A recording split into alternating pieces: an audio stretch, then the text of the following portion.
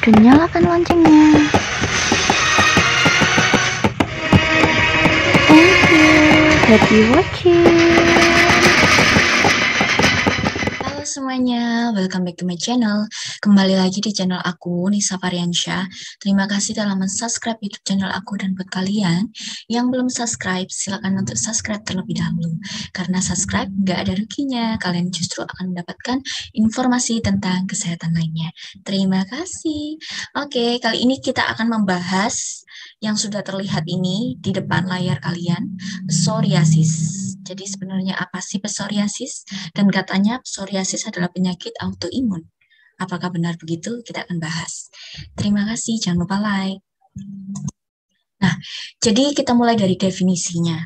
Psoriasis itu adalah suatu penyakit peradangan kulit yang biasanya terjadi menaun atau dalam jangka waktu yang lama.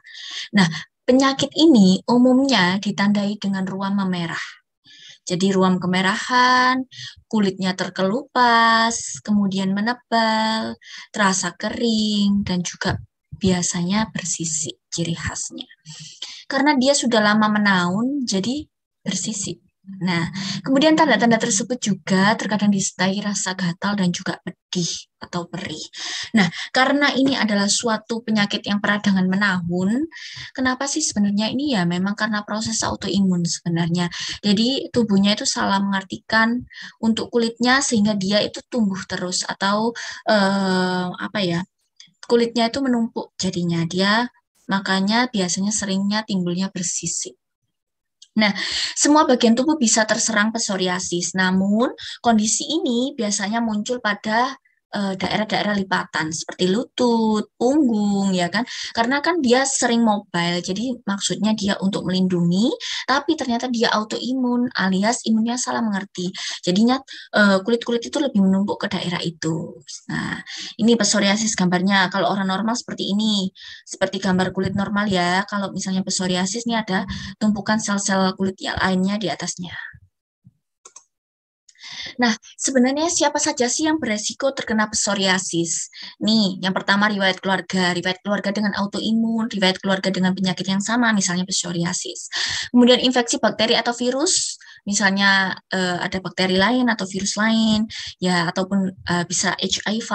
Kemudian stres. Nah, karena autoimun ini memang biasanya yang memicu adalah stres, ya kan? Jadi stres itu memang nggak baik. Nah, ini dampak stres ini dapat mengakibatkan autoimun ini yang berupa psoriasis. Biasanya kadang pasien itu mengeluhkan sering muncul saat kita merasa stres. Gatalnya muncul, kemerahannya muncul lagi, nah, seperti itu. Kemudian obesitas, ya obesitas ini memang obesitas itu rawan terkena banyak penyakit sebenarnya.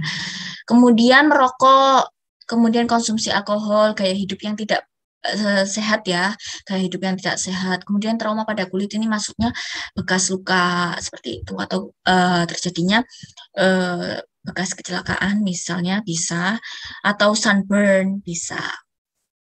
Nah, kemudian iklim terutama pada musim dingin ya kan, di wilayah dengan musim tropis misalnya seperti di Indonesia ini ya kan, jadi banyak sekali. Kemudian ras kulit putih, ini beberapa ras saja yang rentan terkena psoriasis ya. Kemudian ini adalah faktor risiko orang bisa terkena psoriasis ya. Kemudian gejala umum. Jadi psoriasis itu gejalanya apa aja? Yang pertama bagian kulit memerah, terasa tebal, kering, dan bersisik ya.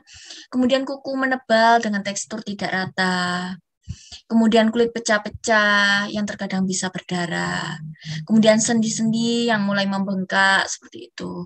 Jadi memang ini adalah penyakit autoimun. Karena dia penyakit autoimun, jadi kulitnya itu salah mengartikan lah istilahnya. Sebenarnya dia harus bereproduksi segini banyaknya atau beregenerasi segini banyaknya, dia terlalu over seperti itu ya.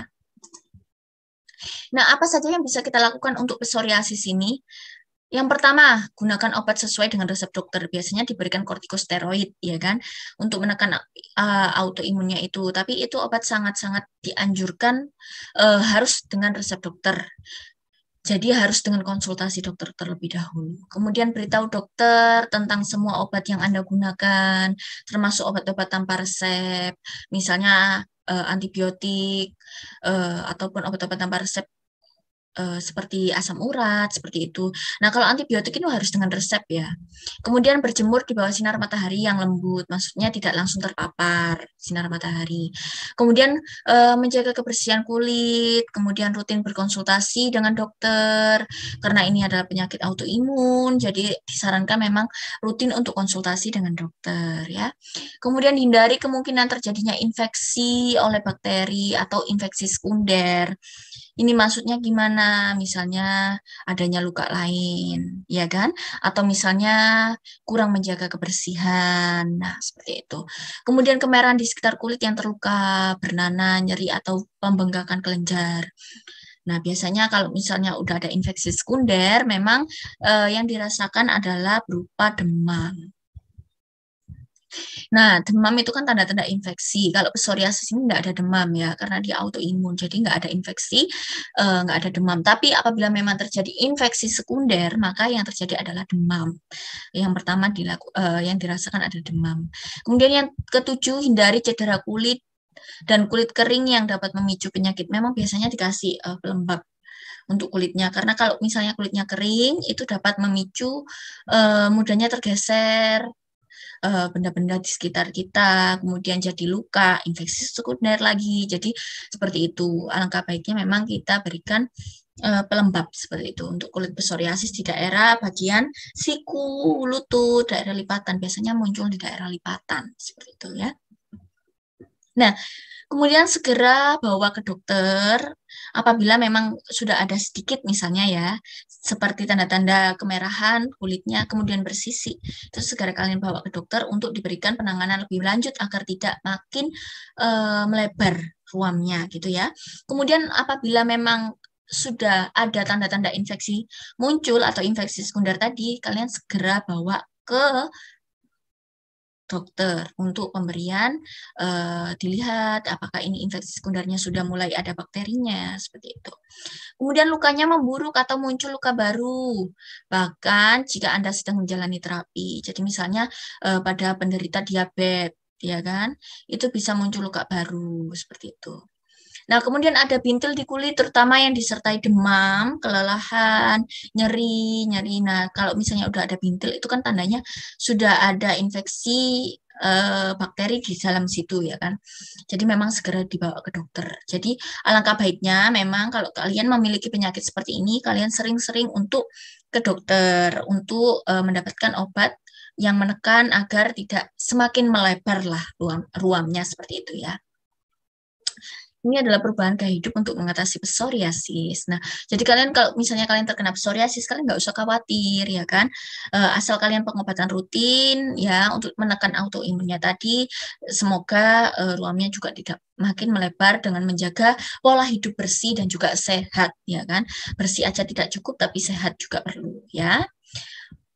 Oke, jadi cukup sekian tentang psoriasis, dan buat kalian yang punya pengalaman tentang psoriasis, kalian bisa komen di kolom komentar, ataupun kalau kalian ingin bertanya tentang materi ini masih belum paham, kalian bisa DM di Instagram saya di sini @nisafariansyah. Insya Allah akan saya balas begitu saya membuka Instagram saya, ya kan? Karena memang sedikit akhir-akhir ini sedikit sibuk, jadi jarang buka Instagram, mohon maklumnya ya. Oke, kalian silakan komen di bawah ini, dan buat kalian semoga kita semua sehat selalu dan stay untuk jaga prokes kalian, protokol kesehatan kalian, terapkan 5M. Oke? Oke, see you on the next content. Jangan lupa untuk subscribe. Terima kasih.